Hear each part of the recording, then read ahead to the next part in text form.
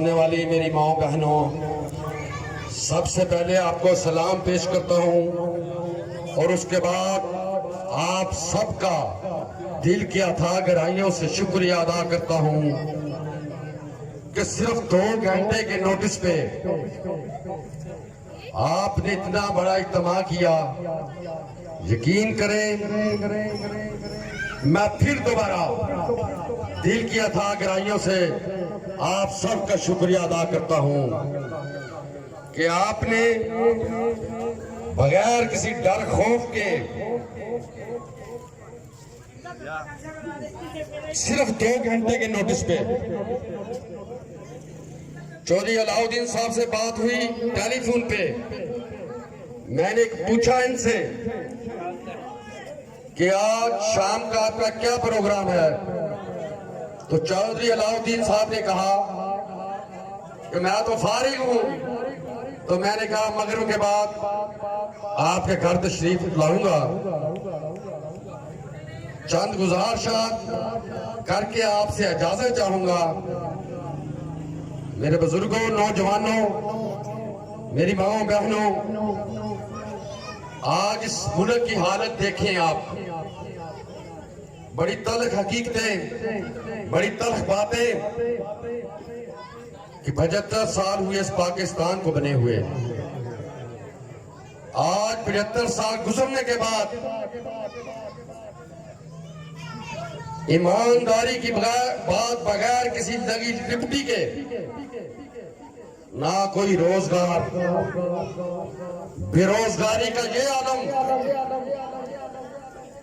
میں حلفاً کہتا ہوں کہ جب بچیاں اور بچے سی وی لے کے آتے ہیں فل پاس کلاس 4 کے لیے، اس وقت وہ کیفیت مجھ سے نہ دیکھی جا سکتی ہے کہ ایم فل پاس بچے اور بچیاں،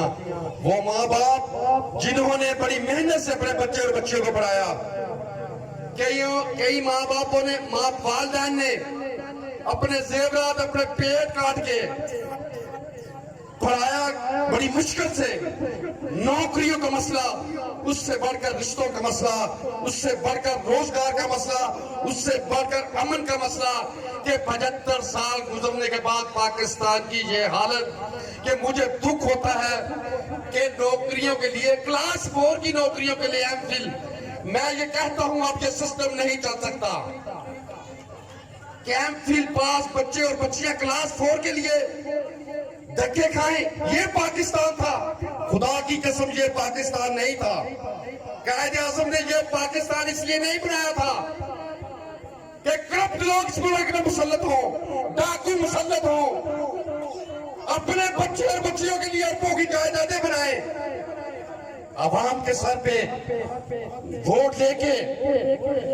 اور پڑھے لکھے نوجوان دھکے کھائیں۔ یہ پاکستان اس لیے نہیں بنا تھا۔ پاکستان بنا تھا، قائد نے خواب دکھایا تھا کہ پاکستان ایسا ہوگا کہ انصاف ہوگا، امن ہوگا، روزگار ہوگا۔ لیکن افسوس کے ساتھ پاکستان کے کرپٹ ٹولے نے، چاہے وہ کسی ادارے سے تعلق رکھتے تھے، پاکستان کی یہ حالت کی کہ میں نے 1.5 سال پہلے کہہ دیا تھا 143 میں بھی اگر پاکستان نے آئی ایم ایف کے سائن کر دیے تب بھی پاکستان ڈوب جائے گا مہنگائی کی وجہ سے، اگر نہ کیے تب بھی ڈوب جائے گا۔ میں نے 14 اگست کو کہا تھا تحصیل سمندری کے میرے بزرگوں، نوجوانوں، میری آواز سننے والی میری ماں بہنوں، خدا را میری ذات کے بارے میں نہ سوچئے، اپنے بچے اور بچیوں کے بارے میں سوچئے۔ ان ڈاکو نماز سیاستدان بہلوپیوں سے کا جب تک احتساب نہیں ہوگا، اداروں میں موجود تمام ڈاکوؤں کا احتساب نہیں ہوگا، تو وہ وقت دور نہیں اگر احتساب نہ ہوا کہ مجھ سمیت اس معصوم بچے کو نہیں پتا ہوگا، اس بزرگ کو نہیں پتا ہوگا، اس نوجوان کو نہیں پتا ہوگا کہ یہ کس جرم میں مارا گیا۔ تو خدا را میں آپ سے یہی بات 15 سال سے کہتا رہا ہوں، اگر ان 15 سالوں میں کوئی شخص تحصیل سمندری کا، ضلع فیصل آباد کا، پورے پنجاب کا ایک شخص کہہ دے کہ راؤ کاشف رحیم نے نوکری بیچی ہو، پیسے کسی سے لیے ہو، کمیشن لیا ہو، کوئی بغیرتی کی ہو، میں اسے دلالی سمجھتا ہوں۔ اگر دلالی کرنی ہو ایم پی ایم این اے بننے کی ضرورت نہیں۔ چیک نمبر 140 کے میرے بزرگوں، نوجوانوں، میری کئی دفعہ سخت باتیں ہیں میری ذات کے لیے نہیں ہوتی، میری باتیں ان معصوم بچوں کے لیے، گھروں میں بیٹھی ہوئی بیٹیوں کے لیے۔ آپ 1947 سے شروع ہو جائیں، تحصیل سمندری میں ایسے نمائندے آئے جن کے پاس گھر بھی نہیں تھا، ایک پلاٹ نہیں تھا، ایک گاڑی نہیں تھی، لیکن میں کہتا ہوں بغیرتی کی انتہا۔ آج ان کے بچے اربوں پتی ہو گئے، آج ان کی اولادیں اربوں پتی ہو گئی۔ عوام دھکے کھاتے رہے روزگار کی وجہ سے، کھانے میں انصاف نہیں، اداروں میں انصاف نہیں، یہ نعرے کرپٹ لوگ لگاتے رہے۔ تو خدا را 140 کے میرے بزرگوں، اگر آپ کا ضمیر مانتا ہے، دل گواہی دیتا ہے کہ راؤ کاشف رحیم جب سے سیاست میں آیا اس نے 1 روپے کی بغیرتی نہیں کی۔ اگر بغیرتی کی ہو میں ووٹ کا حقدار نہیں، میرا ساتھ مت دیں،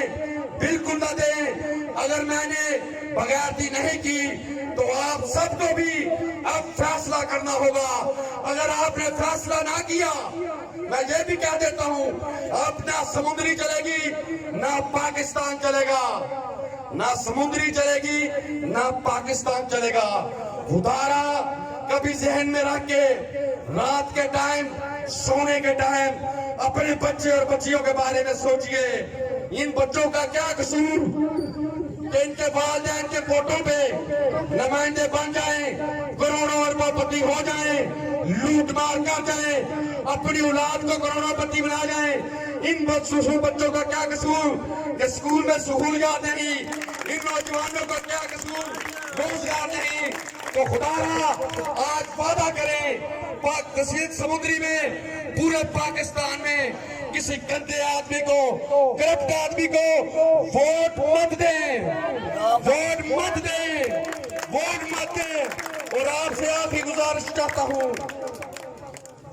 میں شرمندہ ہوں، مجھے اس بات میں کہنے میں کوئی یاد نہیں کہ پاکستان مسلم لیگ نون کی حکومت 1.5 سال رہی، مہنگائی ہوئی، بے روزگاری بڑھی، لیکن یہ بھی دیکھیں اگر پاکستان، ہمیں لوگ کہتے ہیں کہ پاکستان مسلم لیگ نون کو حکومت نہیں لینے چاہیے تھی، نہیں لینے چاہیے تھی، کاش میں بھی یہی سوچتا تھا۔ لیکن جب 1 کروڑ نوکریوں کو وعدہ کیا گیا، 50 لاکھ گھر کا وعدہ کیا گیا، پاکستان کی یہ حالت ہوئی کہ پاکستان ڈیفالٹ کے قریب، اگر خدا نہ خواستہ پاکستان ڈیفالٹ ہو جاتا، یہ پٹرول 300 والا 1100 میں ملتا، اللہ نہ کرے پاکستان، میری زبان کو کچھ ہو جائے کہ پاکستان ڈیفالٹ کرے۔ ٹھیک ہے، مہنگائی آئی، وہ سب نے سامنا کیا، دلیری سے کیا، لیکن آپ سے کہتا ہوں جب اتحادی قوتیں ہوتی ہیں، حکومتیں ہوتی ہیں، مجبوریاں ہوتی ہیں، لیکن پھر بھی اس بات کا کوئی جواز نہیں۔ لیکن آپ سے یہ کہتا ہوں کہ 2013 میں جب پاکستان مسلم لیگ نون کی حکومت آئی،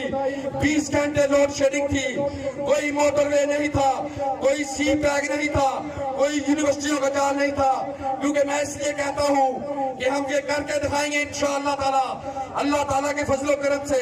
مہنگائی ختم کر کے دکھائیں گے، روزگار لا کر دکھائیں گے، ان بچوں کے لیے سکولوں کا بندوبست کر کے لائیں گے، کیونکہ 2013 میں ہم نے 20 گھنٹے کی لوڈ شیڈنگ ختم کی،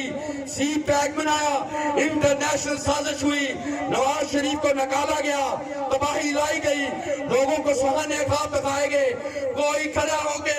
اس مجمع میں ثابت کر دے 1 کروڑ نوکری ملی ہو، 50 لاکھ گھر ملا ہو، خدا کی قسم آپ سے بات کر کے دوں گا، صرف جذباتی باتیں نہیں کروں گا، صرف جذباتی باتیں نہیں کروں گا۔ اور آخر میں آپ سے یہ گزارش کروں گا کہ خدا را میری ذات کے لیے نہیں، میرے بچوں کے لیے نہیں، میری بیٹیوں کے لیے نہیں، خدارا آخری کوشش کر کے دیکھ لے، کیونکہ ہم دعویٰ کرتے ہیں ہم نے کر کے دکھایا، سمندری کو بدل کے دکھایا، سمندری میں شباشی پارک بنایا، ڈیلسل سینٹر بنایا،